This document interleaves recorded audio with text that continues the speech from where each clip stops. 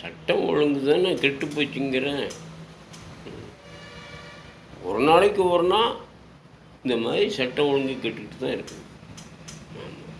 எங்கே பார்த்தா எங்கேயும் போக்குவரத்து இடைஞ்சல் தான் இருக்குது.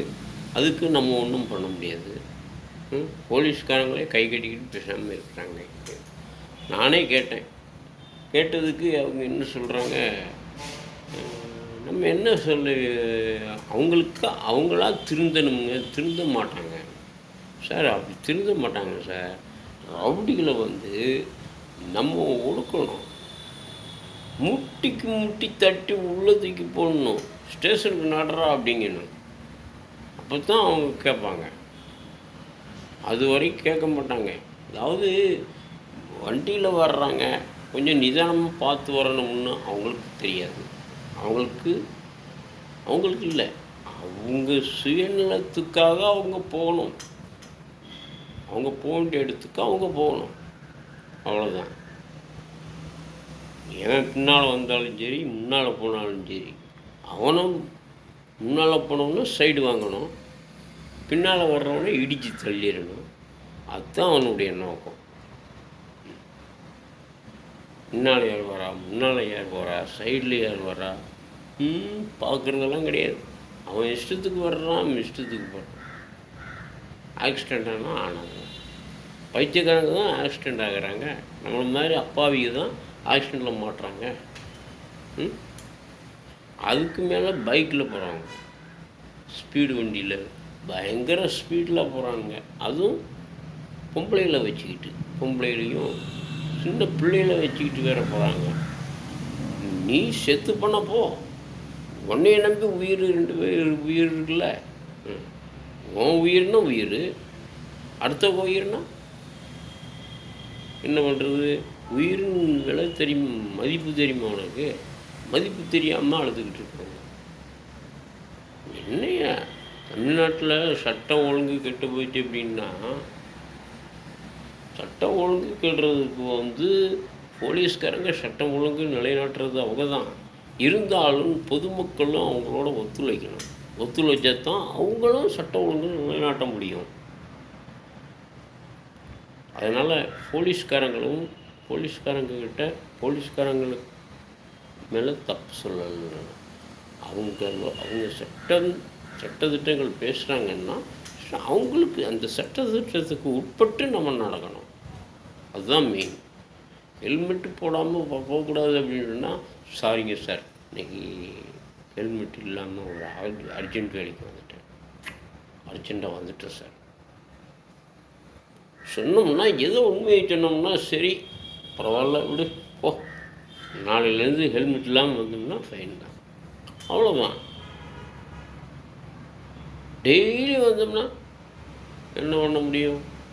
எல்லோரும் வர்றாங்க ஹெல்மெட் இல்லாமல். ஹெல்மெட் இல்லாதவங்களும் ஒரு 2 பேரையாவது ஸ்டேஷனுக்கு கொண்டு போங்க. ஒரு 2 வீலரில் 2 பேருக்கு மேலே போகக்கூடாது. 3 பேர் 4 பேர் போகிறாங்க ஸ்பீடு வண்டியில். ரவுடியை தான் போவாங்க, வேறு யாரும் போக மாட்டாங்க. நல்ல மனுஷங்க யாருமே போக மாட்டாங்க. பொண்டாட்டி பிள்ளைக்கு போவாங்க, அவ்வளோதான். போக வேண்டிய இடத்துக்கு போவாங்க, காய்கறி வாங்க போவாங்க, மார்க்கெட்டுக்கு போவாங்க, இல்லை பக்கத்தில் இருக்கிற ஊர்களுக்கு போவாங்க. அது தேவை தான். சும்மா சுற்றிக்கிட்டு இருக்கிறவங்க 3 பேர் 4 பேர் போனோம்னா அதுவும் காலை பறசிக்கிட்டு போகிறது. எவனாவது தட்டி கீழே விழுந்துட்டுன்னா, ஏன்டா என்னைய தட்டின கீழே விழுந்துட்டேன், இல்லை உன் மேலே தானே தப்பு அப்படின்னா, அப்போ அவன் மேலே வண்டிக்காரன் மேலே சொல்லுவான், நீ ஏன்டா வண்டியை விட்டேன் எங்கள் மேலே அப்படிப்பான். அப்போ அப்படிப்பட்ட ரவுடிகளை வளர விடக்கூடாதுங்க. மூட்டிக்கு முட்டி தட்டி உள்ளது ஸ்டேஷனுக்கு வாடா அப்படிங்கிறது. அப்போ தான் அவங்க திருந்துவாங்க. அந்த மாதிரி தாய் தகப்பன் தானே அந்த மாதிரி ரவுடிகளை வளர்த்து விடுறதே அவங்க தானே. ஒன்று நம்மளை மாதிரி தாய் தகப்பங்க ரவுடிகளை வளர்த்து விடுறது. 2வது போலீஸு. ஏன்னா முட்டிக்கு முட்டி தட்டி உள்ளே போடுங்க பார்க்கலாம், உள்ளே போட்டு நாளைக்கு உங்கள் வீட்டிலேருந்து வர சொல்லடா அப்படிங்கணும். தாய் தகப்பங்க வருவாங்க. வந்து பையனை ஏன் பிடிச்சு வச்சுருக்கீங்க? விடுங்க அப்படின்னு. சரி அவங்கள விடுறேன், நீங்கள் உட்காருங்க அப்படிங்க. விட்டோம்னா பயப்படுவாங்க. அப்படியும் இல்லை இப்படியும் இல்லை. முதல் காரணம் வந்து கவர்மெண்ட்டு தான். ரவுடிசங்களை வளர்த்து விடுறதே அவங்க தான். எங்கே பார்த்தாலும் ரவுடிசம், தலை தூக்கி ஆடுது, லஞ்சம், ஊழல் பெருகி போச்சு. மக்கள் ஆட்சி மக்கள் ஆட்சின்னு சொல்லி தான் மக்கள் ஆட்சி ஆள்றாங்களே தவிர மக்களுக்காக ஆட்சி யாருமே ஆள்றது கிடையாது. சிங்கப்பூர் போகிறேன், மலேசியா போகிறேன், ஹாங்காங் போகிறேன், தமிழ்நாட்டு மக்களை வாழ வைக்கிறதுக்கு தானே உங்களுக்கு எண்ணம். வாழ வைக்கணும்ல. சிங்கப்பூர் மாதிரி தமிழ்நாட்டை மாற்றுவேன் அப்படிங்கிறீங்க. சிங்கப்பூர் மாதிரி நீங்கள் மாற்ற வேண்டாம். சிங்கப்பூரில் வசிக்கின்ற மக்கள் மாதிரி தமிழகத்தின் மக்களை வாழ விடுங்க, வசிக்க விடுங்க. ஏன் நலிந்த தொழில்களை ஊக்கப்படுத்துங்க. கள்ளச்சாராயம் குடித்து செத்தவங்களுக்கு 10 லட்சம் கொடுக்குறீங்களே, அந்த 10 லட்சத்தை நலிவடைந்த தொழிலை ஊக்கப்படுத்துங்க. ஊக்கப்படுத்தணும்னா எத்தனை தொழிலாளர்கள் அதனால் வாழ்வாங்க, வாழ்வாதாரம் உயரும்ல. அது ஏன் சிந்திக்க மாட்டேங்கிறீங்க? அவன் கள்ளச்சாராயம் குடித்த செத்தவங்களுக்கு 10 லட்சம், செத்தவங்களுக்கு 10 லட்சம், 10 லட்சம், 5 லட்சம், 3 லட்சம், 2 லட்சம், அந்த மாதிரி கொடுக்குறீங்கள. யார் விட்டு சொத்து கொடுக்குறீங்க? மக்கள் வரிப்பணத்தை தானே அள்ளி அள்ளி கொடுக்குறீங்க. வேலை வாய்ப்பு இல்லாமல் எத்தனை இளைஞர்கள் அலைகிறாங்க, எத்தனை பெண்கள் அலைகிறாங்க படிச்சுட்டு வேலை இல்லாமல். அவங்களுக்கு வேலை வாய்ப்பு கொடுங்க. கவர்மெண்ட்டில் போலீஸ் ஸ்டேஷனில் போலீஸ்க்கு ஆள் இல்லாமல் திணறிக்கிட்டு இருக்கிறாங்க. போலீஸ்க்கு வேலை ஆள் எடுங்க. போலீஸ் ஸ்டேஷனில் ஆள் இல்லாத ஸ்டேஷனை பார்த்து ஒரு 4 பேரை அனுப்புங்க. அது விட்டு போட்டு போலீஸ்க்கு ஆள் இல்லை, ஆள் எடுங்க. படித்த இளைஞர்கள் எத்தனையோ பேர் இருக்காங்க. எத்தனையோ பேர் சர்டிஃபிகேட்டை தூக்கிட்டு இல்லைன்னு அலைஞ்சிக்கிட்டு இருக்காங்க, வேலை வாய்ப்பு தேடிக்கிட்டு அலைஞ்சிக்கிட்டு இருக்காங்க. பகலில் செக்யூரிட்டி வேலை பார்க்குறது, நைட்டில் செக்யூரிட்டி வேலை பார்க்குறது, பகலில் எங்கே வேலை கிடைக்கும்ட்டு அலைகிறாங்க இளைஞர்கள். அப்படியே இருக்கிறாங்க. குடும்பத்தில் கஷ்டப்பட்ட இளைஞர்கள் தான் அந்த மாதிரி இருப்பாங்க. கஷ்டம்னு என்னன்னு தெரியாத இளைஞர்கள் வந்து ஏதோ தாய் தப்பம் சம்பாதிக்கிறாங்க, நம்ம உட்காந்துக்கிட்டே சாப்பிடலாம் அப்படிங்கிற மாதிரி அப்பாவை மிரட்டி அம்மாவை மிரட்டி ஏதோ காசு வாங்குகிறாங்க. காசு எதுக்கு? தம் அடிக்க, தண்ணி அடிக்க, இதுக்கு தான், வேற ஒன்றும் இல்லை.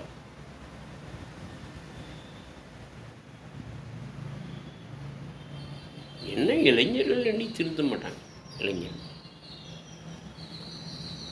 எங்கள் கேப்டன் சொல்வார், இளைஞர்கள் திருந்துறதுக்கு ஒரு வாய்ப்பு கொடுங்க. திருந்தணும், இளைஞர்கள் திருந்தணும். இளைஞர்கள் கையில் தான் நாடு இருக்குது அப்படிம்பாரு. ஏன் ரமணாங்கிற படத்தில் அப்படித்தான் பேசினார். இளைஞர்கள் கை தட்டுறாங்க, உசுல் ஊதுறாங்க. ஆனால் அவர் சொன்ன மாதிரி நடக்கிறாங்களா இளைஞர்கள்? நடக்கிறது இல்லை. அவர் இருக்கிற வரைக்கும் சரி சரி சரிம்பாங்க. அவர் மறைஞ்சதுக்கப்புறம் அவருக்கு வேலை என்ன? முதுகில் குத்துறதுக்கு தான் ஆளுங்க இருக்காங்களே தவிர நம்ம சொல்கிறத கேட்குறது இல்லை. நீ என்ன சொல்கிறது, நாங்கள் என்ன கேட்குறோம்? எங்கள் தாய் தகப்பன்னு சொல்கிறதே கேட்க மாட்டோம். நீங்கள் சொல்லி கேட்க போகிறோமா? நாங்கள்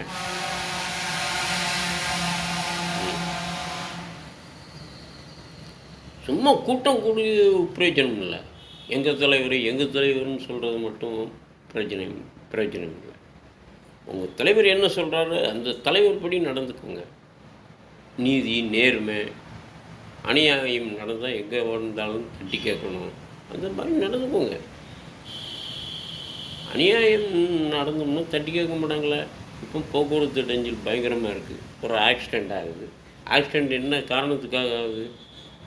யார் மேலே தவறு இருக்குது? தவறை சுட்டி காட்டுங்க. நீ மெதுவாக போடா, நீ மெதுவாக போடா. மெதுவாக போனால் எப்படி எதுக்கு ஆக்சிடெண்ட் ஆகுது? யாராவது முன்னால் போனான்னா நீ வேகமாக போகிற, உன்னையே முந்தணும் நான். அந்த மாதிரி வேகத்தில் போனோம்னா ஆக்சிடெண்ட் ஆகாமல் என்ன பண்ணும்? அதான் சொல்கிறேன், தமிழ்நாட்டில் சட்டம் ஒழுங்கு சரியில்லை. எங்கே சிக்னலில் கேமரா போகிறதுங்க பார்க்கலாம். சில நகரங்களில் சிக்னல்லே பொருத்திருக்காங்க, மெட்ராஸ் நகரத்தில். அதே இது இங்கே கோயம்புத்தூர் மாவட்டத்தில் பொருத்த வேண்டியது தானே. கோயம்புத்தூர் மாவட்டத்தில் அந்த பக்கம் மாட்டியிருக்காங்க, சில இடங்கள்லாம் மாட்டியிருக்காங்க. எல்லா இடங்களையும் மாற்ற வேண்டியது தானே. ஒரு இடத்துல மாட்டி ஒரு இடத்துல மாட்டாமல் மாட்டினோம்னா ஸ்டேஷன்லேயே உட்காந்துக்கிட்டு பார்த்துக்கலாம். இந்த இடத்துல எப்படி இருக்குது, இந்த இடத்துல எப்படி போக்குவரத்து நெரிசலாக இருக்குது அப்படின்னு பார்த்துக்கலாம்ல. ஏன் இந்த மாதிரி உங்களுக்கு ஐடியா தோண மாட்டேங்குது? போக்குவரத்துறை அமைச்சர்களுக்கு, சுகாதாரத்துறை அமைச்சர்கள் எத்தனை இந்த பாருங்கள், தெருக்களில் குப்பையாக கிடக்குது. அந்த குப்பை அள்ளுறதுக்கு இல்லை. அதனால் கிருமிகள், எத்தனையோ கிருமிகள் பரவுறதுக்கு வாய்ப்பு இருக்குது. பொதுமக்களுக்கு சுதந்திரம் இல்லை, பொதுமக்களுக்கு இடைஞ்சலாக இருக்குது. குப்பையை கொட்டுறாங்க, சுகாதாரக்கேடாக இருக்குது தமிழ்நாட்டில். ஒரு அரசியலே சுகாதாரக்கேடு தானே. அரசியல் பண்ணுறவங்களே என்ன ஒழுங்காக அரசியல் பண்ணுறாங்க? அரசியல் பண்ணுறதுக்கே கோடி கோடியாக சுற்றுறதுக்கு தானே அரசியல் பண்ணுறாங்க. மக்களை வாழ வைக்கிறதுக்கு அரசியல் பண்ணுறாங்களா யாராவது? சொல்லுங்கள் பார்க்கலாம். மக்கள் மக்கள் மக்கள் மக்கள் மக்கள் மக்கள்ட்டு மக்களுக்காகவே உயிரை நீத்த தியாகிகளை இங்கே மறந்துட்டீங்களே. அவங்க இருக்கும்போது அவங்கள எடுத்து வச்சுருந்தோம்னா ஓரளவு மக்களுக்காகவே ஆட்சி நடத்துவார் கண்டிப்பாக. ஏன் எங்கள் தலைவர் சொல்லலையா, நான் வீடு தோறும் பால் மாடு கொடுப்பேன். என்னவா, அதாவது பால் மாடுனால பால் விலைக்கு ஊற்றி அதன் மூலியமாக குடும்பத்தை காப்பாற்றலாம்ல. ரேஷன் பொருள் வீடு தேடிக்கும் அப்படின்னு. ஏன் மக்கள் கால் கடுக்க வெயிலில் நிற்க வேண்டியது இல்லையே? வயசானவங்க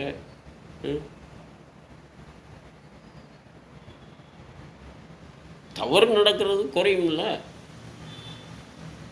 ரேஷன் கடைகளில் தவறுகள் நடக்குது, அந்த தவறு குறையுமா இல்லையா? ரேஷன் கடை இருந்தோம்னா ரேஷன் இல்லை, பாமாயில் இல்லை, மண்ணெண்ணெய் இல்லை, உளுந்தம்பருப்பு இல்லை, பாசிப்பருப்பு இல்லை.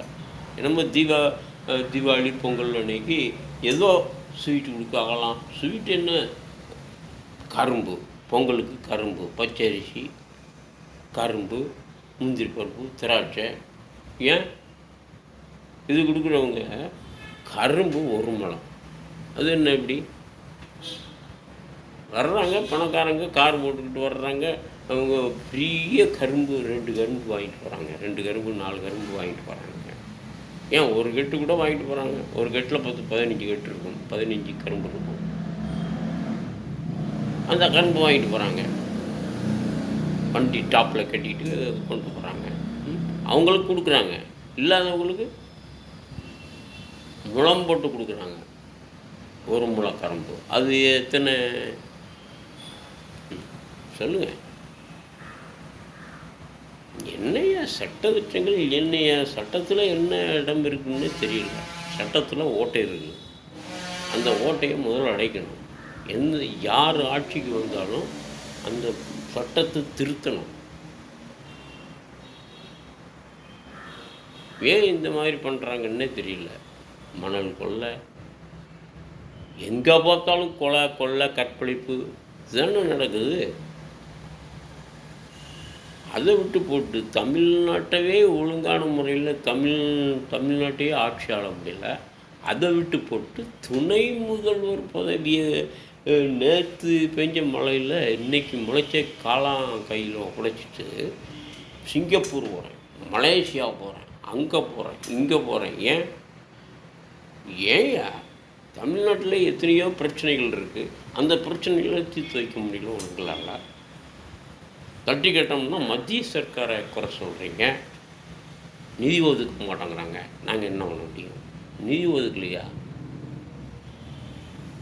வேறுபாடு பார்க்குறாங்க. தமிழ்நாட்டில் பாரதிய ஜனதா வரலையா, அதனால் பழி வாங்குறாங்களாம். பழி வாங்கிட்டாங்க.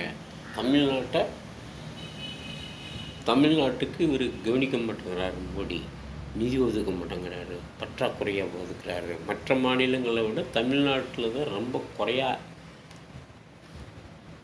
அனுப்புனார்ல. இந்த 10 கோடி நிதி ஒதுக்கிறீங்கன்னு வச்சுக்கோங்க. அந்த 10 கோடியில் நீ என்ன செலவழிச்சிருக்க? மக்களுக்காக என்ன செலவு பண்ணியிருக்க? என்ன செலவு பண்ணியிருக்கீங்க? ரோடு போட்டிருக்கீங்களா? சாலை வசதி செஞ்சு கொடுத்துருக்கீங்களா? டியூப் லைட் இல்லாத சாலைகளில் டியூப் லைட் போட்டு கொடுத்துருக்கீங்களா? என்ன வேலை செஞ்சுருக்கிறீங்க? தண்ணி இல்லாத கிராமத்துக்கு தண்ணி வசதி செஞ்சு கொடுத்துருக்கீங்களா?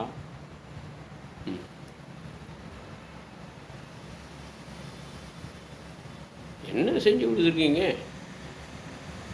படித்த இளைஞர்களுக்கு வேலை வாய்ப்பு தேடி கொடுத்துருக்கீங்களா? வேலை வாய்ப்பு கொடுத்தீங்களா?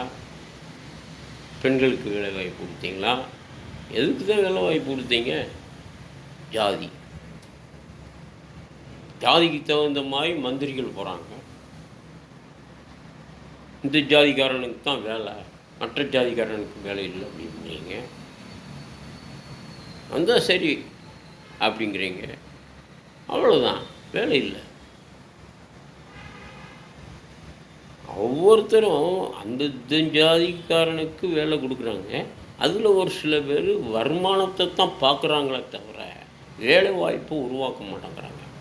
வேலை கொடுக்க மாட்டேங்கிறாங்க. அவங்களுக்கு தேவை 200 கோடி சுருட்டணும், 300 கோடி சுருட்டணும். அதுதான்.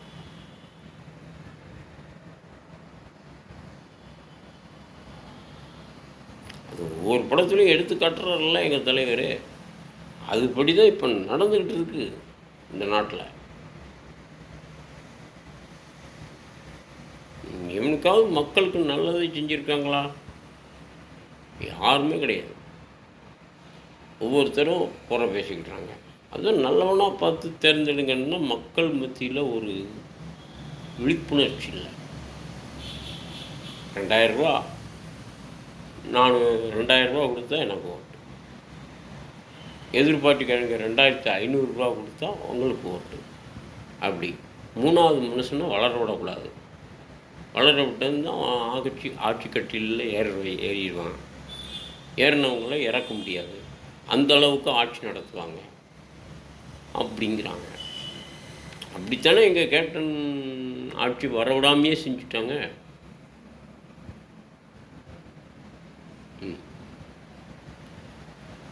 இல்லை, எங்கள் கேப்டன் சொன்ன மாதிரி ஒரு 2 வருஷமாவது என் கையில் ஒப்படைச்சு பார்க்கலாம், ஆட்சி எப்படி இருக்குன்னு பார்க்கலாம், நாட்டை எப்படி வளப்படுத்துகிறேன்னு பார்க்கலாம் அப்படின்னா இல்லை. அவரை நம்பி ஆட்சியை ஒப்படைச்சிங்களா? மக்கள் பைத்தியமாக தானே இருக்கிறாங்க. நீ திருந்தலையே. மக்கள் மேடையில் பேசணுன்னா கை மட்டும் தட்டுறாங்க. நல்லா பேசுகிறாரு. அப்படி கை தட்டுற பைத்தியங்கள் இப்போ ஓட்டு போட வேண்டியதுதானே? ஏன் போட மாட்டேங்கிறீங்க?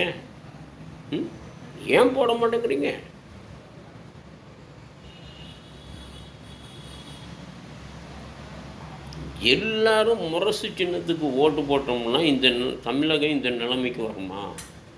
கண்டிப்பாக வராது. உறுதியாக தமிழகம் எங்கேயோ போயிருக்கும், முன்னேறி இருக்கும். தமிழகத்தில் உள்ள நலிவடைந்த பிரிவினருக்கு வேலை வாய்ப்பு கொடுத்தோம்னா எப்பயோ முன்னேறி இருக்கும் தமிழ்நாடு. இப்போ என்னடான்னா அந்த இந்த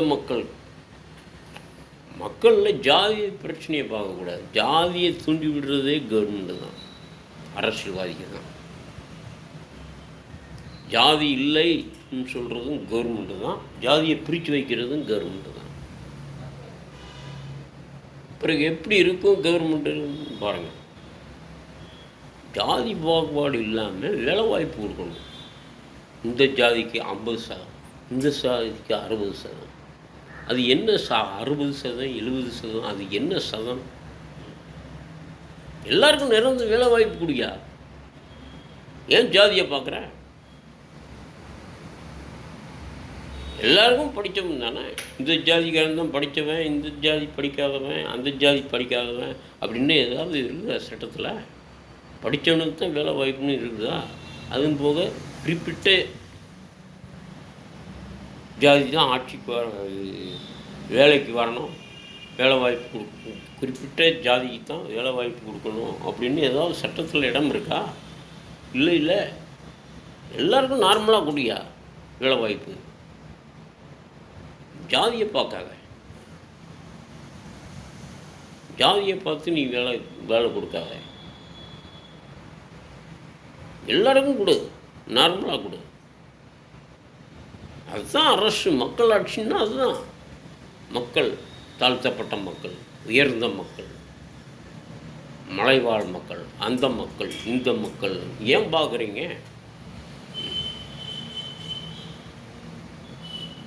நல்லா டிகிரி படிச்சிருக்காங்க.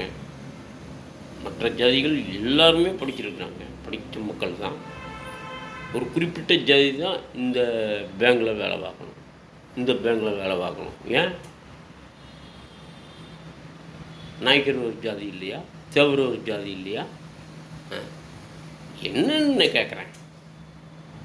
ஜாதியை பிரித்து நீங்கள் ஏன் வேலை வாய்ப்பு கொடுக்குறீங்க? எல்லா ஜாதியினருக்கும் கொடுக்க வேண்டியதானே? எல்லாரும் மக்கள் தானே. ஓரினம் ஒன்றே குலம் ஒருவனே தேவன். ஆண் ஜாதி பெண் ஜாதி 2 ஜாதி தான். நல்ல மனசுக்கு தெரிஞ்சுக்கோங்க. எல்லா ஜாதிக்காரங்களும் மேலே ஒரு சட்டை போடுறோம். அந்த சட்டை எந்த ஜாதிக்காரன்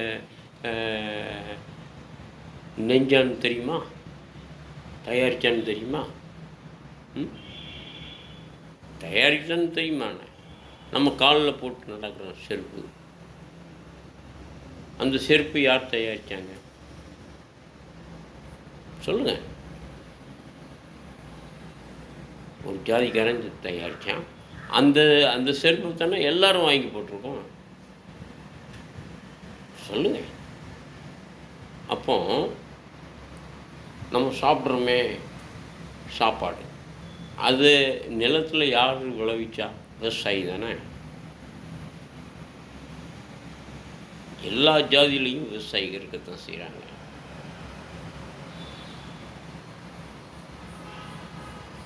நான் என்ன சொல்ல வர்றேன் அப்படின்னா, ஜாதியை பார்க்கக்கூடாது. பார்க்காமல் எல்லோருக்கும் வேலைவாய்ப்பு அளிக்க வேண்டும். அதைத்தான் நான் கவர்மெண்ட்டை கேட்டுக்கொள்கிறேன். எந்த கவர்மெண்ட் வந்தாலும் சரி அந்த மாதிரி ஒரு திட்டத்தை கொண்டு வாங்க. ஏன் சட்டம் கொண்டு வர மாட்டேங்கிறீங்க? அந்த சட்டத்தில் இடம் இருக்குது, ஆனால் அதை அமல்படுத்த மாட்டேங்கிறாங்க. எத்தனையோ இளைஞர்கள் வேலை இல்லாமல் திண்டாடிக்கிட்டு இருக்காங்க.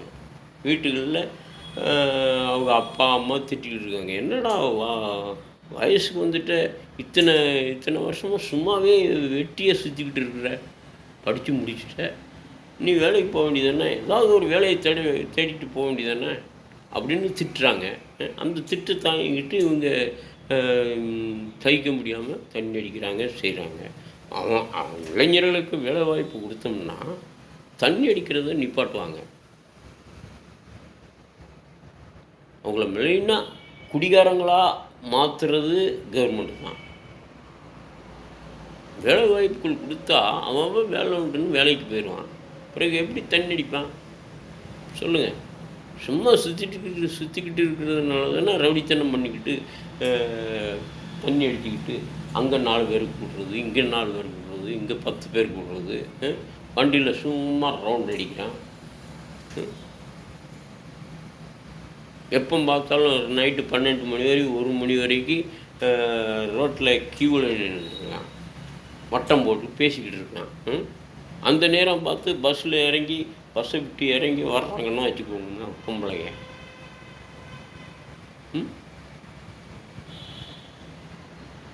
ஏன் இந்த மாதிரி இடங்கள்ல நிற்கிறாங்க இளைஞர்கள்,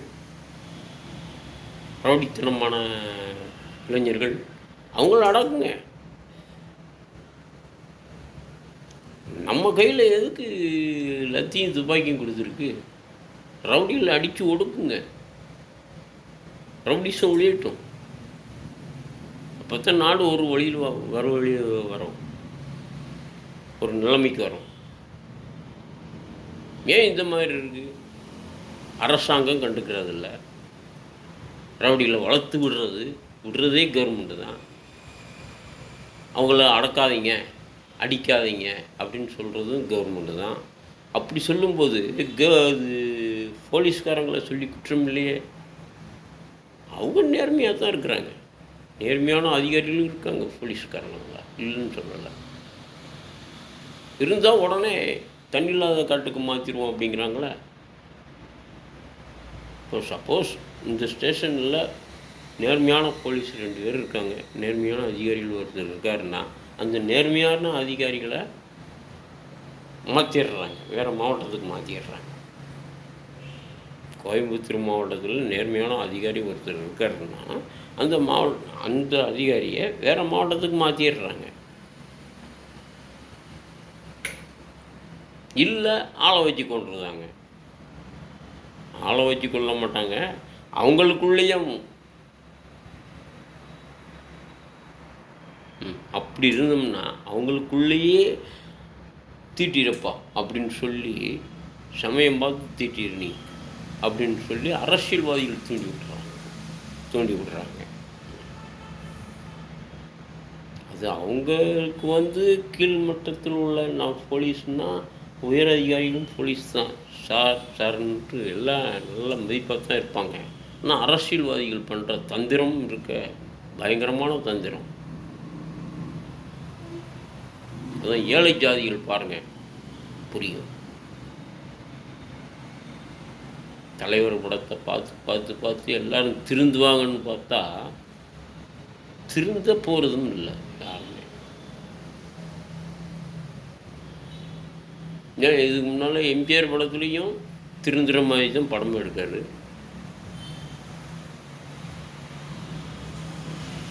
திருடர்களாய் பார்த்து திருந்தாவிட்டால் திருட்டை ஒழிக்க முடியாது அப்படின்னு பாடினார். அவங்களா பார்த்து திருந்தணும், திருடுறது மகா தப்பு அப்படின்னு அவங்களா திருந்தணும். ஏன் திருந்த மாட்டேங்கிறாங்க? திருந்த வைக்கணும் அப்படின்னாலும் அவங்கள திருத்த விட மாட்டேங்கிறாங்க. யார்? அரசியல்வாதிங்க. அவங்க தானே தூண்டுறது, திருட சொல்கிறது. திருட சொல்கிறதே அவங்க தானே, அரசியல்வாதிக்கு தானே. அவங்களுக்கும் ஒரு பங்கு போகுதுல்ல. என்ன அரசியல்வாதிகளே திருடங்க தான். ஏன் மணலுக்குள்ள 5000 கோடி அடிக்கிறாங்க? 50,000 கோடி, 5000 கோடி இல்லை, 50,000 கோடி.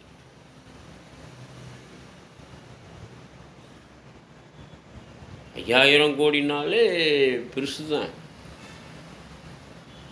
கிட்டத்தட்ட 50,000 கோடியாக இருக்கும். பத்திரிக்கையில் நியூஸ் வர்றது 5000 கோடி. இதுக்கு மேலேயும் கொள்ளை அடிக்கிருப்பாங்கள்ல மணலுக்குள்ள. போக்குவரத்து டிபார்ட்மெண்ட்டில் ஊழல், சுகாதாரத்துறையில் ஊழல், எங்கே பார்த்தாலும் ஊழல், லஞ்சம், ரெவென்யூ டிபார்ட்மெண்ட்டில் ஊழல். வா, அதுக்கு தான் எங்கள் கேப்டன் ஆட்சி ஒரு 2 வருஷமாவது ஆட்சி கட்டலில் உயர்த்துங்க அப்படின்னு ஆரம்பத்திலேருந்து சொல்லிட்டு வரேன். நான் சொல்லலை, நானும் சொல்கிறேன், எல்லாரும் அப்படித்தான் சொல்கிறாங்க. இவர் வந்தால் ஒரு நாடு நல்ல நிலைமையில் இருக்குன்னு பார்த்தோம்னா, நம்ம ஆட்சி கட்டில ஏற்றி வச்சு அழகு பார்க்காம போயாச்சே. நல்ல மனுஷனை இழந்து தவிக்குது நாடு. தவிக்குது நாடு.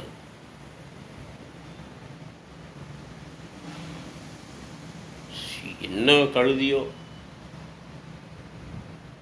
இவர் அவரை குறை சொல்கிறது, அவர் இவரை குறை சொல்கிறது, அவர் யோக்கியம் மாதிரி ஸ்டாலினை குறை சொல்கிறாரு.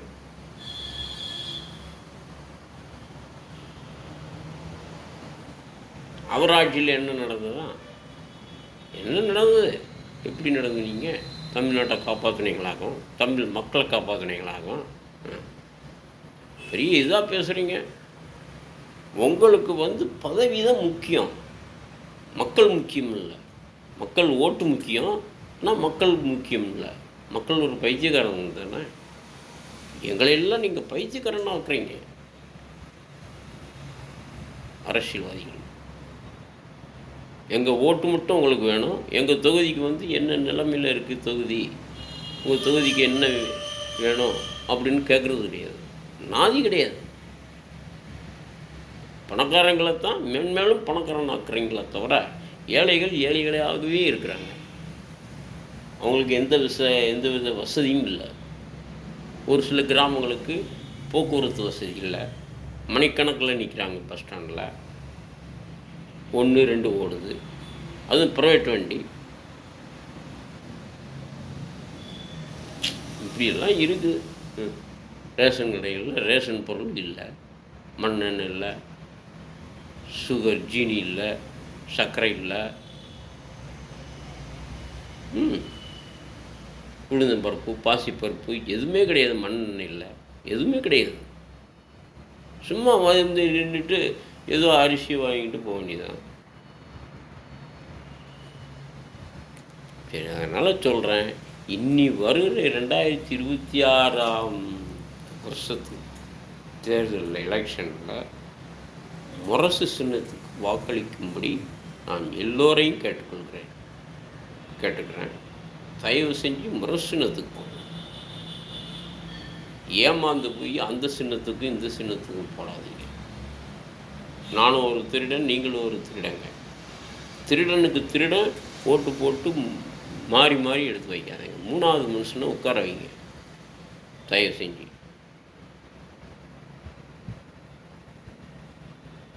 எல்லோருக்கும் நன்றி, வணக்கம்.